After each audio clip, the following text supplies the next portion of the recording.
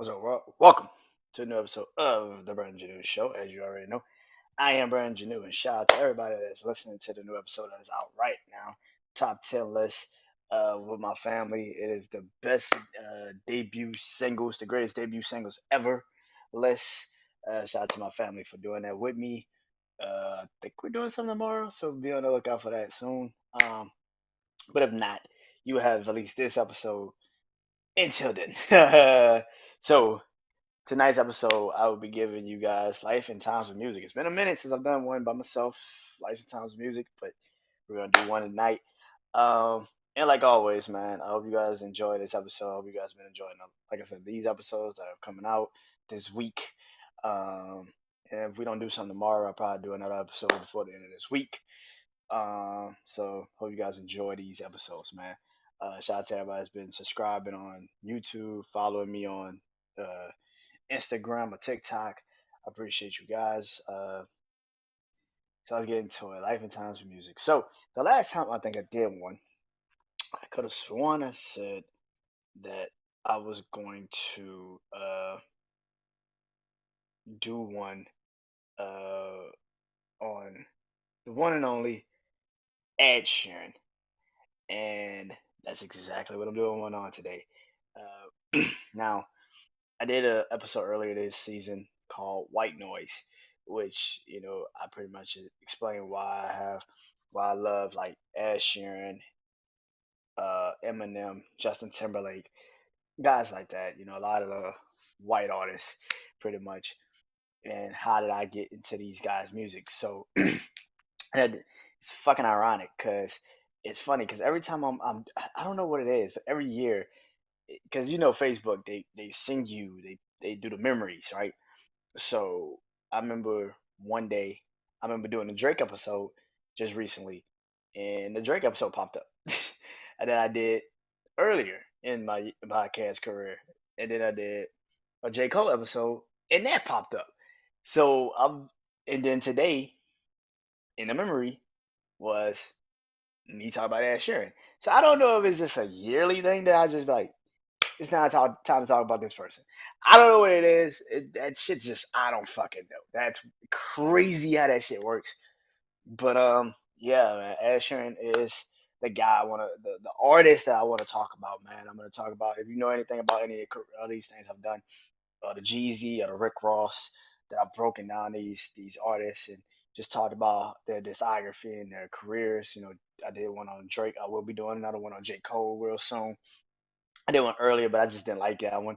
I put it out, but I didn't like that one, so I'm gonna definitely get into the J. Cole one a little bit more, uh, and everything. So be on the lookout for that real soon. But Ed Sheeran, man, Ed Sheeran is one of my favorite artists, man, and something that my brother DC from What the Shit said on on this episode actually, that's out right now. He said, Ed Sheeran is one of his favorite artists too, and a lot of people might not understand why, how I, you know, you know, grew to respect and love Ed Sheeran's music. And I think the person, man, like the person is so down to fucking earth. Like it's like when you see him on the Breakfast Club, and when he goes like does the Breakfast Club, or any interview you've ever seen Ed Sheeran do, he seems so fucking humble, man. It's just like there's no way in hell this man sells out stadiums, not fuck arenas. He sells out stadiums. Like I'm trying to find tickets right now for his show that's gonna be in the NRG Stadium. That's where the Houston Texans play. It's like I'm trying to find tickets for that shit right now, and like the price of the motherfuckers high than a bitch.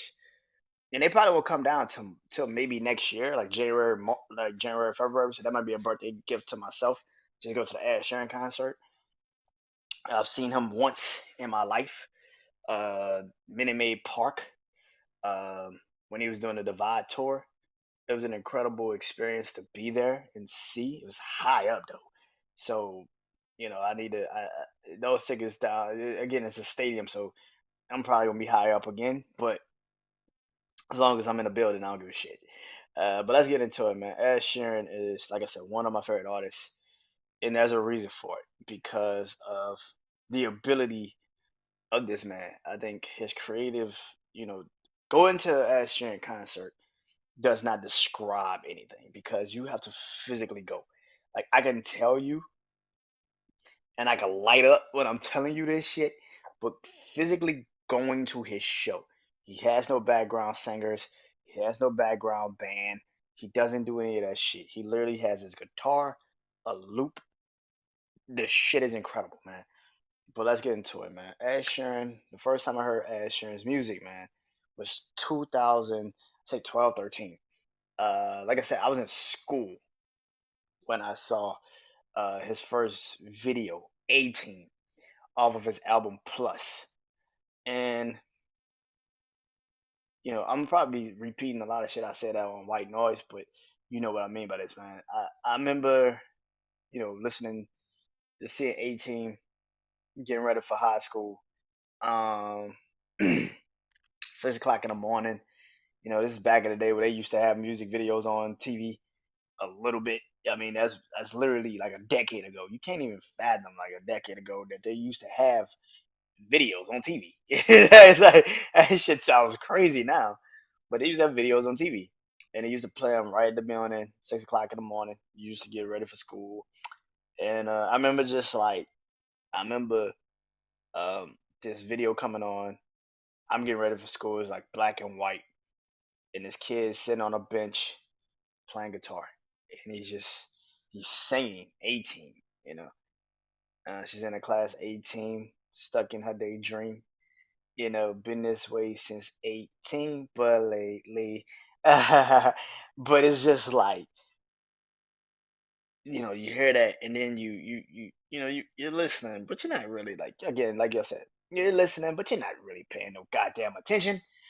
Trying to get ready for school, and so I go to school, and I don't know what it is, but by the time I get done with, by the time I'm like in like maybe fifth period, the song is set in my head, and I'm like, I'm doing work, and it's just like 18, she's stuck in, and it's just like, god damn, this song is catchy as fuck. And I came home, and this is when I had an iPod, fuck an iPhone, I had an iPod, and I got my laptop. I sunk my iPod to my laptop, and I downloaded 18 and bought it and downloaded this. And I'm listening to this song, man. I'm like, yo, this dude's fucking good. And then Lego House comes out, and I'm watching the video. And like I said during the White Noise episode, who's playing Ed Sheeran throughout the video? It's nothing. It's nobody but Ryan Weasley from the Harry Potter movies. So it was just like, damn, that's crazy because he looked like Ryan Weasley. like the first time you saw Ed Sheeran, this is I think before he had like a lot of tattoos and all that shit. He looked like Ryan Weasley. He was just in a hoodie all the time with a guitar in his hands with red hair. And so the only person I remember like that was in hoodies all the time, red hair, pale, was Ryan Weasley from the Harry Potter movies. And it's just like, wow. So to get him to actually be in the music video for him for Lego House was incredible. The Lego House video was so cool because it's Ron Weasley stalking Ed Sheeran. like it's Ron Weasley stalking Ed Sheeran, and he tries to sneak into his concert and everything, and you know, and at the end of the music video, they arrest Ron Weasley. He's walking out of the arena, but he walks past Ed Sheeran, and Ed Sheeran looks at him like, "What the fuck?" And and he's like, "Yo, I'm trying to, yo." It's the craziest thing, man, and it's such a cool music video, man. It's so funny, but it's the song catches you again. Lego House goes on, does incredible numbers, but to hear his journey before he even put out Plus. His album Plus was came out in 2011. The hit a journey that this man had to go through to even get that is crazy. Like the fact that this man left London, I think at like 16, 17 years old, left a country, came to America. The first people that literally gave him love and gave him affection and really showed him like true, like, yo, we fuck with your music was black people. Like if you actually go listen to his story, he came to Hollywood. He had nowhere to go. So somebody somehow, some way, he ended up on a Jamie Foxx. Jamie Foxx had a radio show on Sirius XM, and Jamie Foxx let this dude come on the show, and he sung, you know, "You Need Me and I Don't Need You," which is another song off of Plus. And Jamie Foxx was like, "Yo, this kid is fucking incredible." Jamie Foxx literally puts this man in his house, his I think it was like his beach house or something, and let this man stay with him.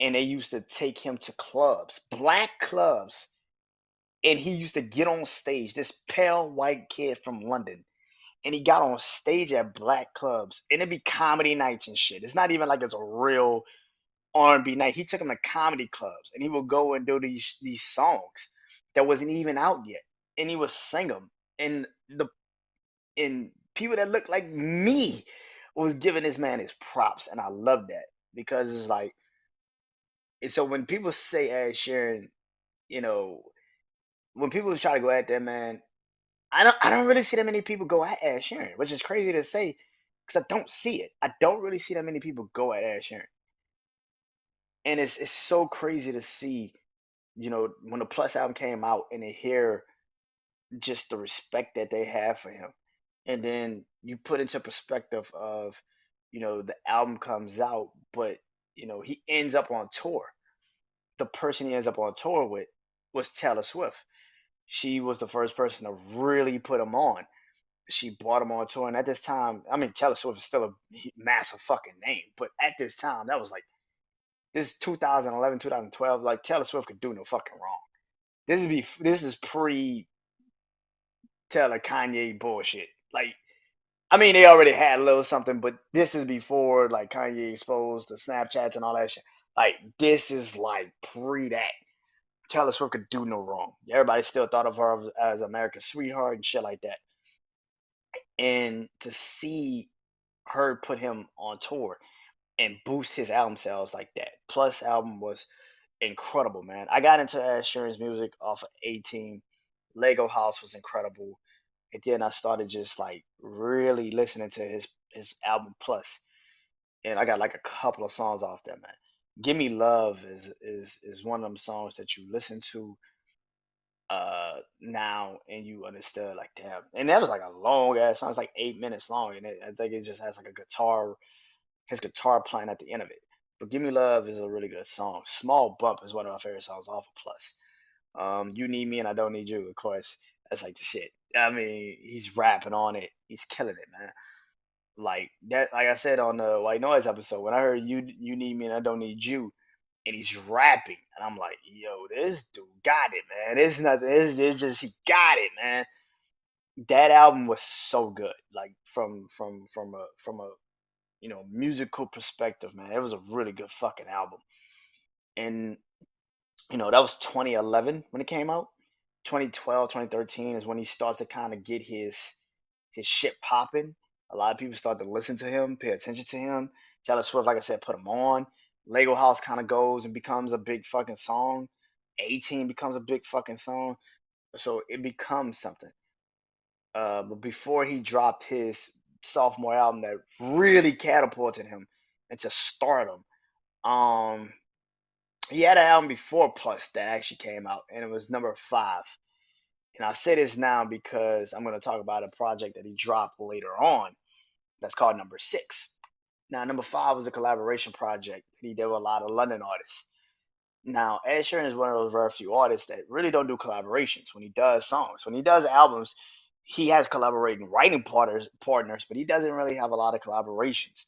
So you rarely hear him on songs with a lot of people, which is pretty interesting because to say that a person like him who writes so many songs for so many artists, I'm pretty sure he has songs that he's collaborated with a lot of people on. But in 2013, this is like when I started really, really, really getting into Ed Sheeran's music. He dropped a feature with Lupe Fiasco. Him and Lupe Fiasco did this song called "Old School Love," and as soon as I heard it, it was one of my favorite songs. The way he was carrying the hook, and Lupe, has always had good songs for me personally. I've always liked Lupe's records. So when those two kind of got together and did that song, I realized right then and there, I'm like, yo, this shit is smooth than a motherfucker. And it's such a good fucking song. Old School Love is one of them songs, man. Like, if you have never heard that song, go listen to it. Lupe is pretty much just breaking down the essence of why he fell in love with hip hop, pretty much, and Ed Sheeran's hook just sells it perfectly. So, um, but that was in 2013. So moving to 2014, he starts promoting and getting ready and geared up for his sophomore album, X or Multiply. Um, man, you couldn't tell me this album wasn't everywhere. Uh, the first song off of this project was Sing.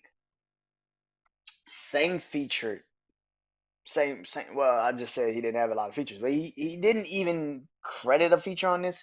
But Sang had Pharrell. Pharrell produced this song for him, and at the time, Pharrell was such a massive big star again.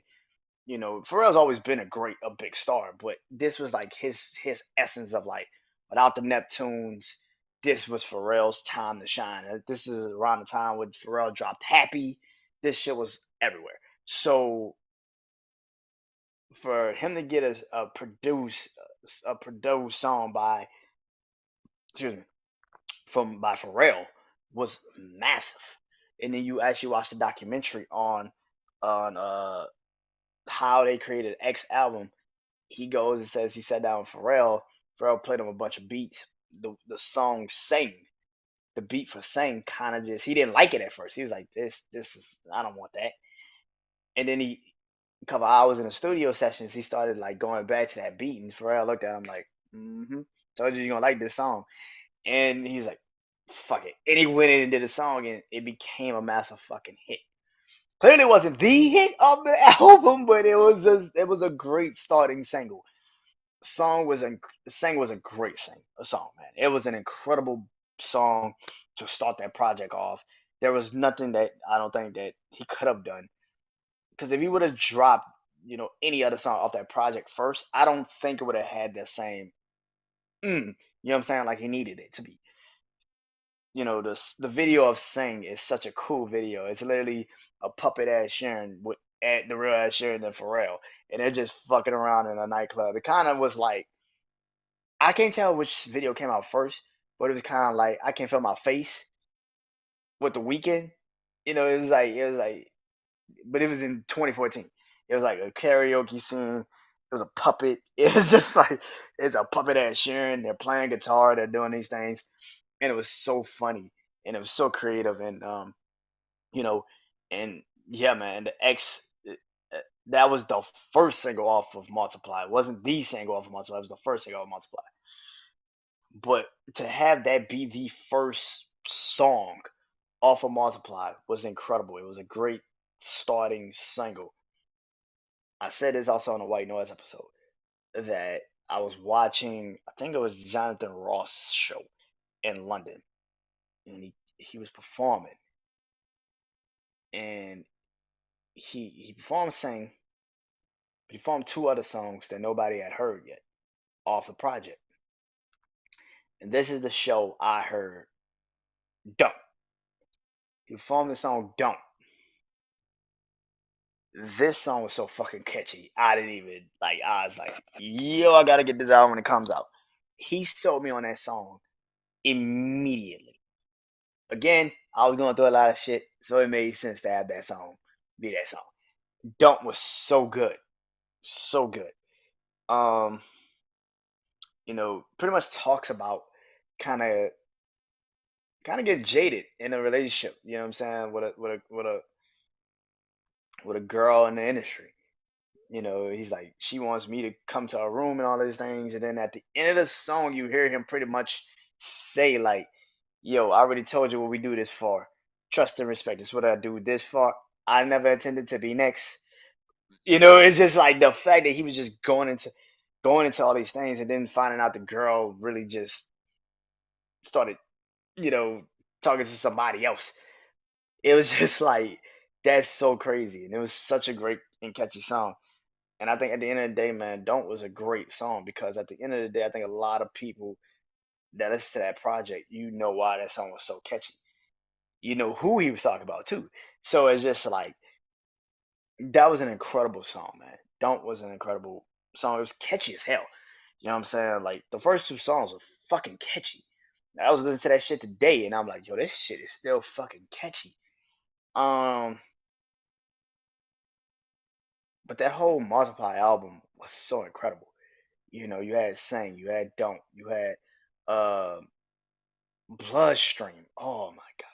Dude, when I went to see him at the Divide concert and he performed that shit, I understood why I love that song so much. That shit is incredible. I remember seeing him perform it at an award show. I can't remember what award show, but he performed that at an award show, and I could tell the people were like, "Yo, this shit is different." Don't is such an that song, and then Bloodstream was just a different fucking level of legendary. The dude is one of them dudes, man. I think that at the end of the day, Bloodstream was so great. Go and see him, and he performed that. I was like, "Yep, this is a great song." The fact that he does the background singles before he even starts singing, he's playing a guitar first, right? He's playing a guitar, and this is why I said you gotta go see him live. He literally has the loops. He has the beat maker, the loop. He's literally playing a guitar. He has a mic. He has the mic, and then he starts singing the hooks. He's singing the background vocals, like as he's playing the guitar, and it's just like, and he's doing it for Bloodstream, and you're watching him do it, and it's like there's no way in hell this shit gonna play out the way I expected. He does it. He kills it. Bloodstream, man, is one of my favorite songs. He has Runaway. Oh my god, that shit is such a fucking great song. Like Runaway, as soon as I heard it, became my favorite fucking song. Like it was just like, yep, this shit is good. Like, and he's talking about his relationship with his father. On there, talking about how he kind of doesn't want to disappoint him, but he knows he can't stay in the same place he's in because it's not going to work out for him if he stays in the same place. So he's got to run away. I thought that was such a great song. The Man, when he's talking about another relationship in this, he's talking about another relationship. You know, um, pretty much talk about another girl that kind of he left. He broke up with, I guess, to follow his dreams. It's such a great song. It kind of talks about how she kind of also left him in the process.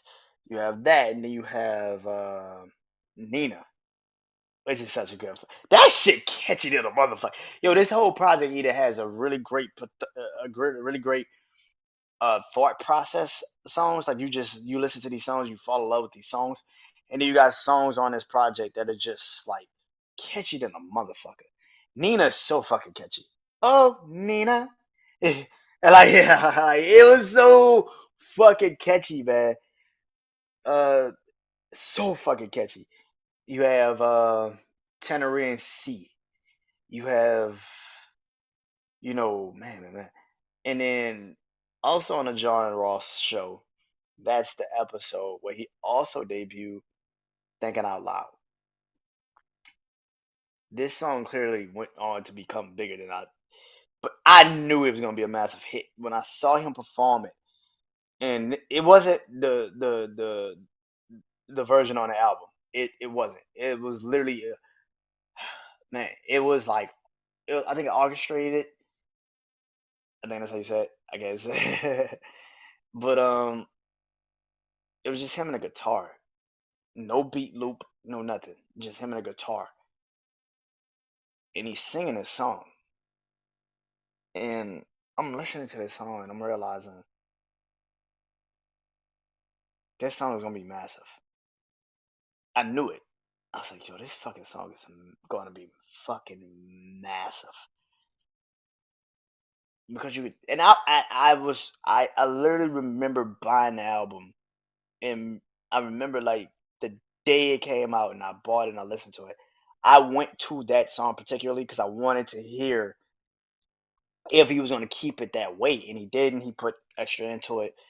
It's still a great song. I still love it, but it's the day I heard that shit on the John Ross show will never change my perspective on that song. Even though he did all of the guitar shit, that was the best version I ever fucking heard of Thinking Out Loud I've ever heard in my life.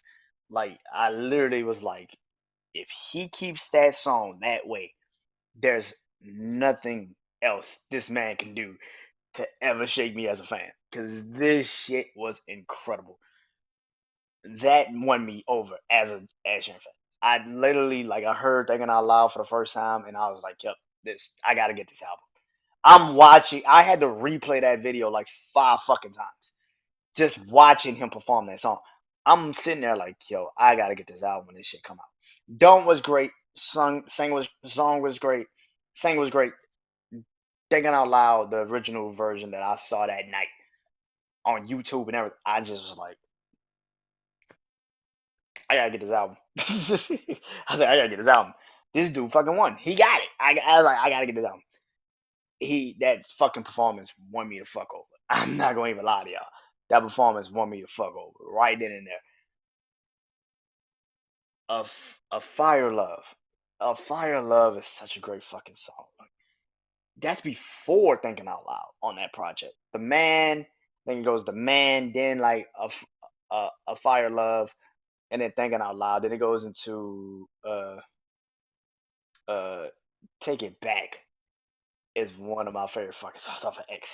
That is the shit. I don't give a fuck what nobody said. That is my favorite song off of X. That is it. That is my favorite song. Um, One, I'm a mess. Oh my god, the fucking album is incredible, man. That whole fucking body of work.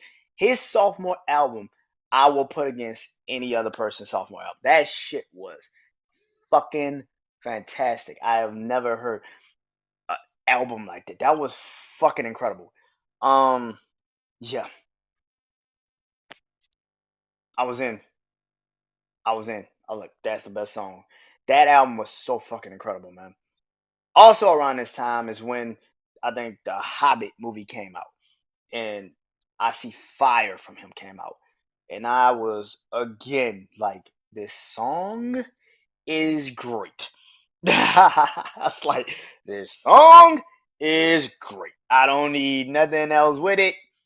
It builds literally. I'm gonna again say I'm probably say there's a lot during this episode, but go see Ed Sheeran live because he performed this shit and I'm singing this shit. Like, and then he like, I think he like even remixed it a little bit, put like some other shit into it. Man, that song was so good, man. That like Icy Fire is one of them fucking songs. You will never understand how good that song is until you go see it live. That shit's incredible, man. It was an incredible body of work. Um, then he kind of like goes off and does his stuff. He's kind of quiet again for a good bit of time, and then again, he doesn't really do a lot of things. He doesn't really like collab and all that stuff, man.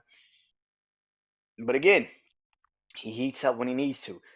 2017 comes around. Actually, 2016, I think he started doing all of this.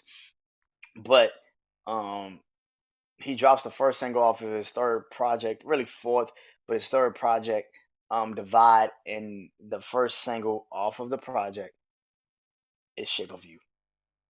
Shape of You was so catchy. Immediately a fucking hit. Now, I have to put out the fact that yes, he used TLC. I forgot what song he used from TLC to make a Shape of You, but either way it goes, he used TLC. Um, but for me, it doesn't change the creation of that song or what the song still feels like. It's an incredible body of work, man. Shape of You was so good, and it was something that I think even even people that didn't like didn't never heard of Ed Sheeran, which is crazy to say at that time. But if you didn't even hear of Ed Sheeran, Shape of You made you a fan of his.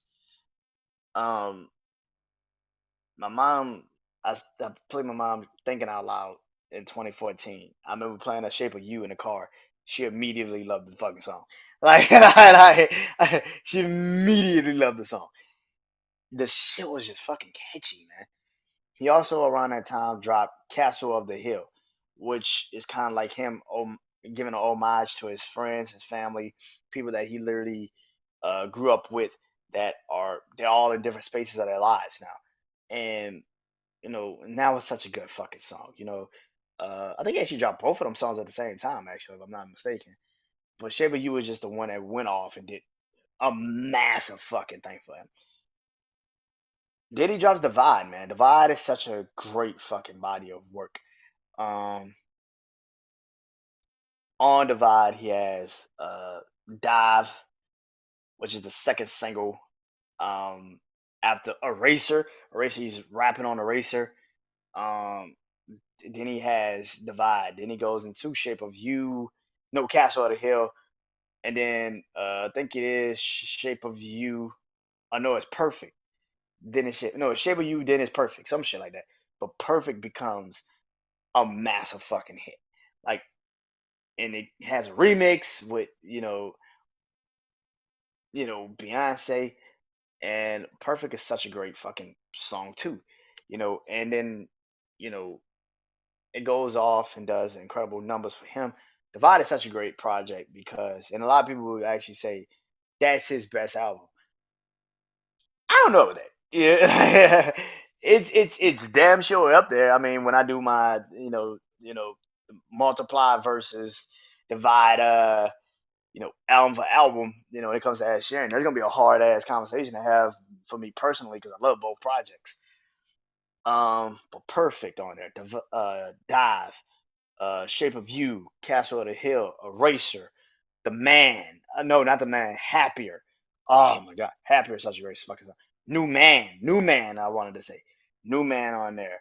Um, uh, Supermarket Flowers. Um, Barcelona. Uh, yeah, man. Yeah. Um, Galway Girl, like Galway Girl. Oh man, yeah. Holy shit, he had some hits on that motherfucker. Hold on. Hold on. Save Myself at the end of the album. Um, yeah. Um, yeah. That fucking project was good, man. The vibe was really fucking good. Like if I actually listen to it now and look at it now, it was a fucking banger. That was a good fucking project. Holy shit, I might have a problem with that goddamn album. Those two albums might be really hard to judge. I don't know with that one. But the vibe was such a good fucking body of work too, man. Um, how would how would you feel? Oh, that shit was good. Hit another one. I was listening to that shit today. Um, but what do I know? Yeah, that was another one. Um, yeah, the vibe was an incredible body of work. Like I said earlier, he also dropped, like I said, he dropped number five collaboration album. That was really actually his first project that actually came out. I think in the U.S. I think, but Plus was really the first project that really popped off. He dropped another collaboration album. This time was number six, and number six was what I think a lot of Ed Sheeran fans were kind of waiting for, and that is how would he sound with other artists? And man, he sounded incredible with other artists. He drops "Beautiful People" with Khalid, and then he drops him and Justin Bieber song "I Don't Care," or you know him. and Chance the Rapper, and late P&B Rock. Anything she needs, she can call me. The word as a like it's shit. Like goddamn, him and Meek Mill and A Boogie with the hoodie. Like, oh man, yeah, him and Stormzy, him and Yabba. Like shit. Like yo, if you wanna like cry, like you wanna cry, go listen to him and Yabba. Like his shit is not even real, man. That shit is so fucking good. Him and her. Oh man, like him and Ella May. He has so many songs on that fucking project. I'm sure that that project didn't really him, Chris Stapleton, and Bruno Mars. Who the fuck would have put them three together and make a fucking hit like that? Fucking project. That song is the last song off that project. It is fucking incredible. Yeah, numbers collaboration number 6 is fucking incredible. Like that fucking whole body of work was incredible. Him, Cardi B, and Camila Cabello, like all of that shit. They were, oh my god, that album was so fucking good. Because again, you never heard that with collaboration. Like you just never heard it. When he did do collaborations, always with other people.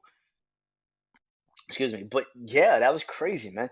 He also did songs with Eminem at the time. He had songs with Eminem come out. Game and him did a lot of songs off of Game's Blunt's rap album. Yeah, that was just the fucking man. Which goes into this new album that he just dropped, Equal. And Equal was very interesting, you know, because I think he went back to his roots of what he really is as an essence. But you still got songs off there, you know what I'm saying? Um, that are really good two step. Um, you still have songs off that project that are really fucking good. It really still tell the essence of who he is. And the way it sounds is that he's already working on the next album. And I hope he continues the tradition of just being himself and continuously making incredible body of work. Asher is one of the rare few artists in my life probably that I will give a listen to no matter what, because he's already provided so much music for me, but also much content to make me actually sit and actually think about a lot of things. Had is one of those artists. Like I've said numerous times throughout this episode, you got to go see him live. That's a different type of energy that you will never understand. He's one of those guys. He's one of the rare few artists in this industry that actually knows how to play instruments. That's rare. He's one of the rare few artists also in this industry that actually fucking performs by himself. He doesn't need a lot of the glitz and the glamour. Doesn't need a lot of the kickbacks. He doesn't need a lot of that shit. He just needs a guitar, a mic stand, a microphone, and a beat loop, and that's it. He's one of the rare few. It's fucking incredible to see it live, and it's even incredible to hear it on albums. The man is one of those guys. I hope this new body of work actually gives me more of a perspective of where he is now mentally when it comes to it. I mean, I heard his interview on Breakfast Club just recently where he said this new album is going to be more so of, how he was doing around his trial of The Shape of You, pretty much. And to hear that, I want to hear that body of work because I've never heard Ed really in that state before. And I think a lot of his fans will say that. The last album that he dropped was kind of more so he's happy to be a dad now. He's married now. He's he's in a new life mindset wise. This new album sounds like it's gonna be more of a trial and tribulation album, where it's like you doubted me, you counted me out. Let me see what I can do now. So I'm really looking forward to seeing how this body of work is gonna play out. All in all, Ed Sheeran, for what he has provided in his career so far, he's given us countless of number one singles. He's given us countless of hits, but more importantly, he's given us straight fire body of work. There's too many artists and there's too many people that don't understand why Ed Sheeran is one of those guys. He's one of my favorite artists, like I've said numerous times, and he continues to be that, man. I can't wait to see what he does next. Hopefully, I get tickets to go to his show in March. I really, really hope I get some tickets. But if I don't, he still will be one of my favorite artists in the industry, man. I truly, truly hope this episode makes more and more people go listen to Ed Sheeran's music if you haven't already. And if you have, I hope you understand why this episode is so much an important episode for me, because he's one of those guys, man, that no matter how many things happen, I could go put on an Ed Sheeran album and vibe the fuck out. And that's one thing about a lot of music nowadays I can't say. So thank you to Ed Sheeran for being that artist and being so fucking down to earth, man. That's rare. It's fucking rare to have his career and to be like you can just go kick it with him on a Saturday and y'all not doing shit but watching like football, American art, international football. It's just like okay, that makes sense. Um, but yeah, next time on Life and Times with Music. I've been putting it off, but it's not gonna be put off any fucking more because next time with Life of Times of Music, I will be doing Dreams and Nightmares, Meek Mill's first debut album. It just celebrated its 10-year anniversary. Well, guess what? Now it's coming, and I will be talking about that whole body of work. I'll be talking about that entire album in full and why I loved it so much when it first came out and why it's still one of my favorite debut albums from an artist in recent fucking times. Until then, I'm Brandon Janeau, man, and I hope you guys enjoyed this. Peace.